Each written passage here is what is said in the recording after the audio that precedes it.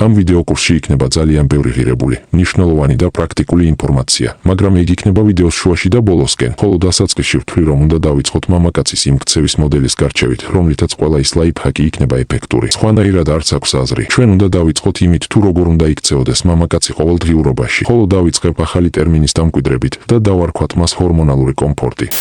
მოდით ახლა გავარჩიოთ ყველაზე პოპულარული სცენარი, როდესაც ქალი იბუტება რაღაც უაზრობაზე, რაღაც წვრილმანზე. ყველა კონფლიქტს აქვს თავისი სახელი და გვარი. მნიშვნელოვანია ნებისმიერი კონფლიქტის პირველ რიგში სახელისა და გვარის დადგენა, იმიტომ რომ ზუსტადაც კონფლიქტების მეშვეობით ხდება ურთიერთობის რეგულირება, ურთიერთობაში მორალური უპირატესობის რეგულირება, ინტერესის რეგულირება, წესების რეგულირება, ყველაფერი რეგულირდება კონფლიქტის მეშვეობით. უბრალოდ კონფლიქტი ზოგჯერ საერთოდ არ არის თვალსაჩინო, იმიტომ რომ შუბლით არ იჯახებით ერთმანეთს. ზოგჯერ კი ცხელ ფაზაში გადადის. უფრო მარტივად გასაგები რომ იყოს მე ის დავყავი სამ ჯგუფად. პირველი არის აი ამ პირველივე წერტილზე უკვე უნდა იცოდე მზად უნდა იყო რომ დისტანცირება მოგიწევს. მაგრამ თუ თქვენს ურთიერთობაში მნიშვნელობათა ბალანსი უკვე დარღვეულია, ან ქალში არის ზედმეტი პრობლემურობა, მან შეიძლება ფსონის აწევა დაიწყოს. შესაბამისად შენ ეს კარგად უნდა გაიაზრო და ამისთვისაც მზად უნდა იყო.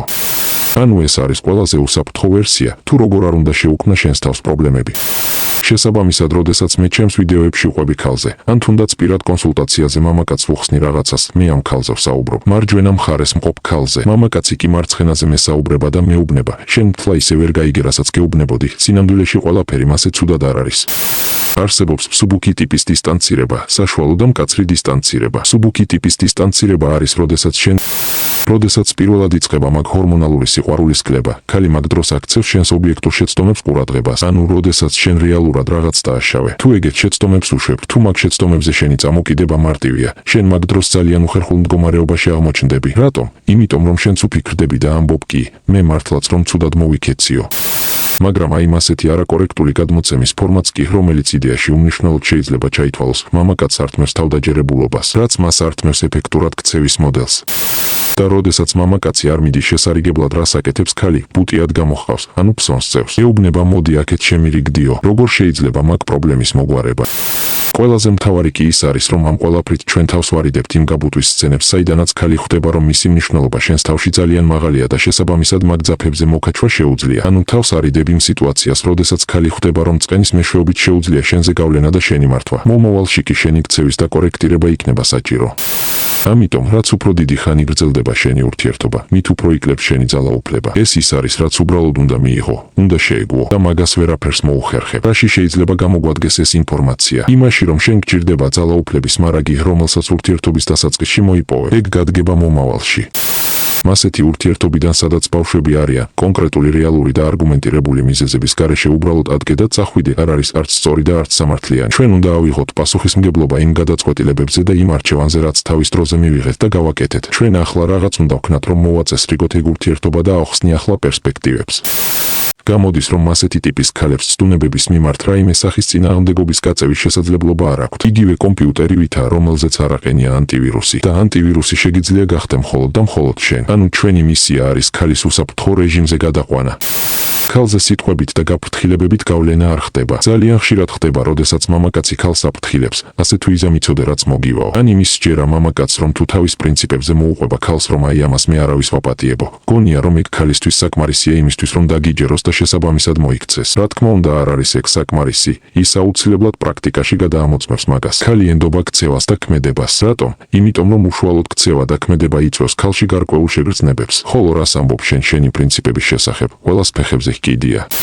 და როდესაც შენ ნახავ, რომ იმ სასიკვდილო წყენისგან, რომელიც 3 საათის წინ ჰქონდა, აღარაფერი დარჩა, შენ გაჩერდები და დაფიქრდები, რა იყო ახლა ეს, რანაირად შეიცვალა 3 საათში ასე რადიკალურად ყველაფერი. ანუ ახლა მას მოფერება უნდა, 3 საათის წინ კი მზად იყო ურთიერთობა დაენგრია. დაფიქრდები თუ რა მოხდებოდა შენ რომ შეყოლოდი მაგ ყველაფერში. თუ ასე სწრაფად დგება ეგ საკითხი დღის წესრიგში, ესე იგი ურთიერთობის დასაწყისში არც ყოფილხარ არანაირ ძლიერ პოზიციაზე. აქ არ არსებობს ეგეთი კითხვა, ვინ არის მართალი და ვინ მტყუანი. რეაგირება კი ამ საკითხზე პრინციპულად სხვანაირად არის საჭირო. რამდენი ხანი შეიძლება გაგრძელდეს საშუალო და მკაცრი ტიპის დისტანცირება შიგნით ურთიერთობაში? დისტანცირების მუშაობის ეფექტურობა არის დამოკიდებული ორ პარამეტრზე. პირველი არის ქალის ტიპაჟი, მეორე კი ურთიერთობაში მორალური უპირატესობა. რისი აკრძალვა არის საჭირო ქალისთვის? არსებობს გარკვეული სიტუაციები, სადაც შენ ვერ ხვდები როგორ უნდა მოიქცე. უნდა აუკრძალო თუ უნდა გაუტარო. ასეთ ვითარებაში რით უნდა იხელმძღვანელო? ამასობაში ჩვენ უნდა ხვდებოდეთ, რომ ლიდერის პოზიციისთვის ბრძოლა არ არის ის, რაც მხოლოდ ერთხელ და ისიც ურთიერთობის დასაწყისში ხდება. პირობები ცვალებადია, ურთიერთობა კი დინამიურია. ანუ მე ყოველთვის ვცდილობ ყველა იმ არგუმენტის მოშორებას, რითიც წინააღმდეგობის გაწევა შეუძლია ადამიანს. ასეთზე რა პასუხის გაცემა შეუძლია ქალს. ვერანაირ პასუხს ვერ გაგცემს, მხოლოდ ემოციებში შევა და რაღაცებს იბლუყუნებს. ასეთ ადამიანებზე მხოლოდ მოქმედებით შეიძლება გავლენა, არანაირ საუბარს არ აქვს აზრი. ჩვენ კარგად უნდა გავიაზროთ სხვაობა შეთანხმებებსა და წესებს შორის. შეთანხმება არის უბრალოდ შეთანხმება, რომელზეც ერთმანეთს ხელი ჩამოართვით. წესები კი არის ის, რასაც უნდა დაემორჩილო. წინააღმდეგ შემთხვევაში შედეგი მოჰყვება.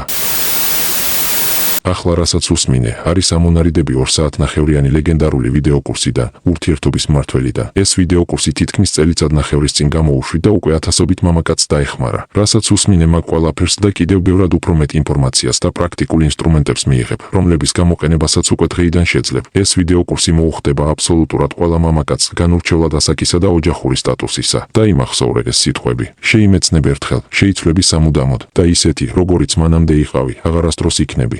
შესაძენად მომწერე WhatsApp-ზე.